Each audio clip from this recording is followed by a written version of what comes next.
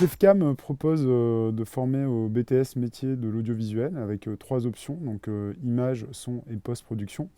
Je suis cadreur et monteur, mais j'interviens aussi à l'EFCAM où j'encadre la matière technique et mise en œuvre. Donc c'est une matière vraiment pratique, on organise des TP, et on doit faire le découpage, le tournage, le montage eux-mêmes. On essaie de préparer au mieux possible à l'examen qui doivent passer donc au bout des 2 ans. En sortant de l'EFCAM, s'ils ont leur BTS, ils peuvent déjà chercher à travailler en tant que cadreur pour ceux qui ont fait l'option image, en tant que monteur pour l'option post-production.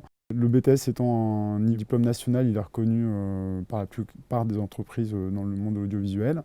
Pour ceux qui le souhaitent, ils peuvent en plus facilement accéder à une poursuite d'études, que ce soit à l'École de Lumière, à la FEMIS. L'EFCAM peut être aussi juste une première marche vers des études plus poussées dans le domaine de l'audiovisuel et de la production cinématographique. Juste avant l'EFCAM, j'étais en bac technologique STI 2D à Nice. Depuis très longtemps, avec mon meilleur ami, depuis qu'on est tout petit, on a envie de travailler dans le cinéma, de travailler dans les films, dans les séries, dans la télé, tout ça, ça nous intéresse énormément. On regarde des films tout le temps, dès qu'on a le temps pour regarder, on en regarde un. Avant de venir à l'EFCAM, j'ai eu mon bac L mention assez bien. J'ai ensuite poursuivi des études de droit pendant 2 ans.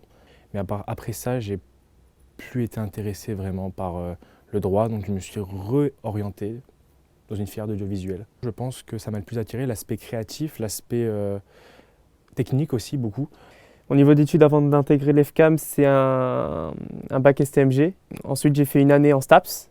Après, je me suis réorienté vers l'EFCAM.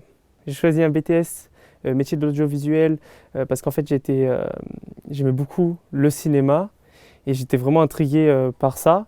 Je me demandais comment ça se passait derrière la caméra, comment ils faisaient pour filmer, pour les lumières, pour le son et tout. J'adore apprendre plein de choses là-dessus.